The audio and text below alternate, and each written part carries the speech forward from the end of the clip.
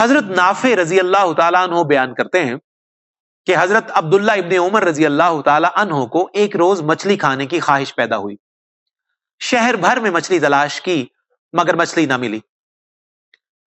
چند روز کے بعد مجھے کسی دکان سے مچھلی مل گئی۔ میں نے باورچی کو تیار کرنے کا حکم دیا اور پھر جب میں نے مچھلی ان کے روبرو پیش کی تو مچھلی دیکھتے ہی ان کی پیشانی پر خوشی اور مسرت کی لہر دوڑ گئی۔ اسی وقت ایک سائل دروازے پر آیا۔ انہوں نے حکم کیا کہ یہ مچھلی سائل کو دے دو۔ غلام نے کہا آقا، آپ اتنے دن سے مچھلی کی تلاش میں تھے، آپ کو اس کی خواہش تھی، آپ اسے کیوں دے رہے ہیں؟ میں سائل کو کوئی اور چیز دے دیتا ہوں۔ فرمایا اے غلام، اب اس کا کھانا مجھ پر حرام ہے کیونکہ میرے دل میں اس کی خواہش باقی نہیں رہی۔ اس کے بعد حضرت عبداللہ ابن عمر رضی اللہ تعالی عنہ نے یہ واقعہ حضور نبی کریم صلی اللہ علیہ وآلہ وسلم سے عرض کیا تو نبی کریم علیہ السلام نے فرمایا، جس آدمی کے دل میں کسی چیز کی خواہش پیدا ہو اور وہ چیز اسے مل جائے لیکن وہ اس سے ہاتھ کھینچ لے، اپنے آپ پر دوسرے کو ترجیح دے، تو یقیناً اللہ رب العزت اس ایثار پر اسے بخش دے گا۔ ایک حکایت ہے کہ 10 درویش بیابان میں سفر کر رہے تھے۔ راستے میں انہیں شدت کی پیاس لگی۔ ان کے پاس صرف ایک پیالہ پانی تھا۔ ہر ایک نے دوسرے کو وہ پیالہ پیش کیا مگر کسی نے نہ پیا، یہاں تک کہ پیاس کی شدت میں 9 درویش دنیا سے رخصت ہو گئے، صرف ایک درویش باقی رہ گیا۔ اس نے کہا کہ جب میں نے دیکھا کہ سب فوت ہو چکے ہیں اور صرف میں ہی باقی رہ گیا ہوں تو میں نے وہ پانی پی لیا، جس سے مجھے ہوش آیا اور کچھ توانائی محسوس ہوئی۔ کسی نے اس درویش سے کہا اگر تم بھی اسے نہ پیتے تو اچھا ہوتا۔ اس نے کہا اے شخص، تو شریعت کو کیا سمجھتا ہے؟ اگر اس وقت میں اسے نہ پیتا اور مر جاتا تو میں اپنی جان کا قاتل ہوتا اور حساب دینا پڑتا۔ اس شخص نے کہا تو پھر تو وہ 9 درویش بھی اپنے قاتل ٹھہرے۔ دوسرے درویش نے کہا نہیں، انہوں نے ایک دوسرے کی خاطر پانی نہیں پیا کہ ان کی زندگیاں بچ جائیں۔ جب وہ اس خاطرداری اور ایثار میں جاں بحق ہوئے اور صرف میں اکیلا رہ گیا تو اب شرعاً پانی کا پینا مجھ پر واجب ہو گیا تھا۔ امیر المؤمنین حضرت علی المرتضیٰ کرم اللہ وجہ بوقت ہجرت رسول مقبول صلی اللہ علیہ وآلہ وسلم کے بستر پر آرام فرما ہوئے، اور حضرت صدیق اکبر رضی اللہ تعالی عنہ حضور صلی اللہ علیہ وآلہ وسلم کے ساتھ مکہ مکرمہ سے ہجرت کر کے غار ثور میں تشریف فرما ہوئے۔ چونکہ اس رات کافروں نے حضور صلی اللہ علیہ وآلہ وسلم کو شہید کرنے کا مصمم ارادہ کر لیا تھا، تو اللہ رب العزت نے حضرت جبرائیل اور حضرت میکائیل علیہ السلام کو بلایا اور کہا میں نے تم دونوں کے درمیان بھائی چارہ اور محبت پیدا کر کے ایک دوسرے پر زندگی دراز کر دی ہے۔ اب بتاؤ تم دونوں میں سے کون سا بھائی ایسا ہے جو اپنی زندگی کو دوسرے پر قربان کر کے اپنی موت کو چاہے گا؟ ان دونوں فرشتوں نے اپنی اپنی زندگی ہی کو اختیار کیا اور ایک دوسرے پر ایثار و قربانی کے لیے تیار نہ ہوئے۔ اللہ تعالیٰ نے ان سے فرمایا تم دونوں علی المرتضیٰ کی بزرگی اور فضیلت کو دیکھو کہ میں نے علی اور اپنے رسول صلی اللہ علیہ وآلہ وسلم کے درمیان اخوت اور بھائی چارہ قائم فرمایا، لیکن علی المرتضیٰ نے ان کے مقابلہ میں اپنے قتل اور اپنی موت کو پسند کیا، اور وہ رسول اکرم صلی اللہ علیہ وآلہ وسلم کی جگہ پر سو گئے، اپنی جان کو ان پر فدا کرنے اور اپنی زندگی کو ان پر ایثار کرنے کے لیے تیار ہو گئے اور خود کو ہلاکت کے منہ میں ڈال دیا۔ اب تمہارا فرض ہے کہ تم زمین پر جاؤ اور علی المرتضیٰ کی خدمت بجا لاؤ اور ان کو دشمنوں سے محفوظ رکھو۔ چنانچہ جبرائیل علیہ السلام اور میکائیل علیہ السلام زمین پر تشریف لائے، ایک علی المرتضیٰ رضی اللہ تعالی عنہ کے سرحانے اور دوسرے ان کی پائنتی میں حفاظت کے لیے کھڑے ہو گئے۔ اس وقت جبریل امین علیہ السلام نے کہا اے علی ابن ابی طالب، تم کتنے خوش قسمت ہو، کون ہے جو تمہاری مثل ہو، کیونکہ آج اللہ رب العزت بلا شبہ تمہارے اوپر فرشتوں کے سامنے فخر کر رہا ہے اور تم اپنی نیند میں مگن ہو۔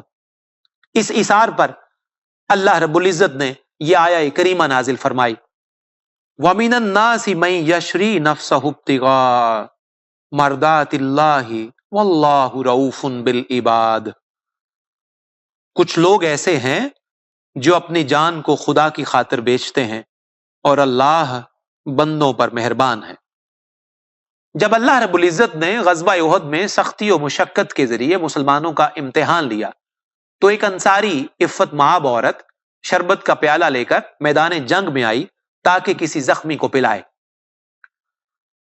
वो बयान करती हैं कि मैदान जंग में एक बुजुर्ग सहाबी को जख्मों से चूर देखा जो गिनती के सांस पूरे कर रहे थे। उन्होंने इशारा किया कि मुझे पानी दो।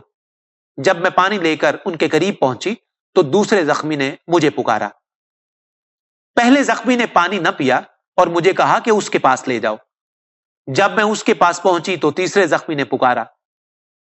पानी उसने भी ना पिया और कहा कि उसके पास ले जाओ। यहां तक कि इस तरह मैं 7 जख्मियों के पास पहुंची। जब मैं 7वें के पास पहुंची तो वो शहीद हो चुके थे। मैं पानी वापस लेकर छठे के पास पहुंची तो वो भी अपनी जान आफरीन के सुपुर्द कर चुके थे। इस तरह हर जख्मी अपनी अपनी जान हक ताला के हवाले करता रहा और किसी एक ने भी दूसरे के इसार में पानी न पिया। इसी सिलसिले में यह आया करीमा नाजिल हुई, वयुसिरून अला अनफुसिहिम वलौ कान बिहिम खसासा। मुसलमान अपनी जानों पर इसार करते हैं अगरचे वो खुद तंगी में हो। बनी इसराइल में एक आबिद था जिसने 400 साल तक इबादत की। एक दिन उसने कहा, ऐ खुदा, अगर तू इस पहाड़ को पैदा न फरमाता तो लोगों के आने जाने और सफर सयाहत में बहुत आसानी होती। उस जमाने के नबी अलैहिस्सलाम को अल्लाह रब्बुल इज्जत ने फरमाया, तुम फलां आबिद के पास जाओ और उसे कहो कि हमारी मिल्कियत में तुझे तसर्रुफ करने और राय देने का कोई हक नहीं। अब चूंकि तूने ये गुस्ताखी और जुर्रत की है तो सुन ले कि तेरा नाम नेक बख्तों की फहरिस्त से खारिज करके नाफरमानों और बदबख्तों की फहरिस्त में लिखता हूं।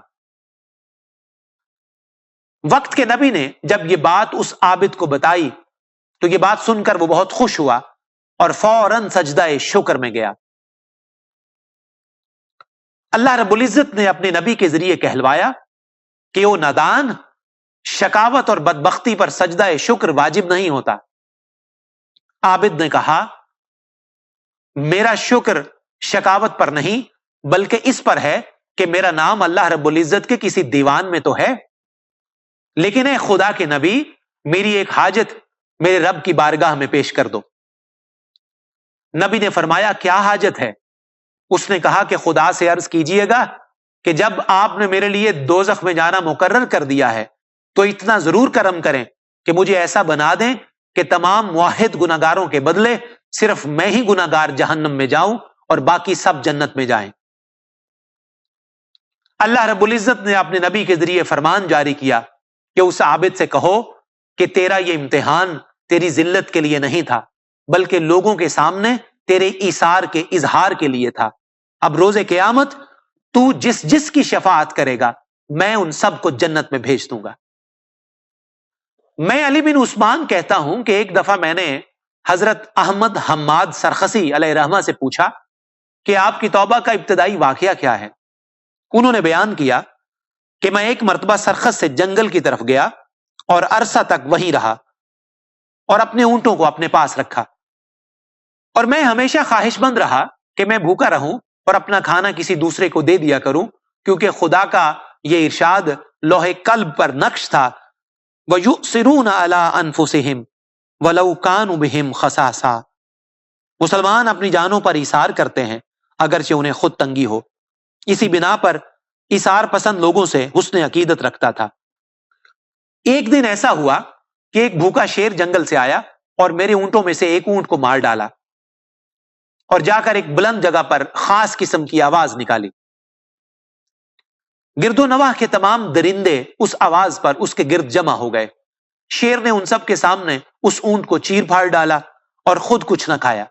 दोबारा ऊंची जगह पर जाकर बैठ गया। वो दरिंदे जिनमें भेड़िया, चीता, लूमड़ी और गीदड़ वगैरह सब शामिल थे उसे खाने लगे। शेर उस वक्त तक खड़ा देखता रहा जब तक कि वो दरिंदे खाकर वापस न चले गए। उनके जाने के बाद शेर ने खुद खाने का इरादा किया कि इतने में एक लंगड़ी लूमड़ी नमूदार हुई। شیر پھر جا کر اونچی جگہ پر بیٹھ گیا. لومڑی سے جتنا کھایا گیا اس نے کھایا اور وہ بھی واپس چلی گئی.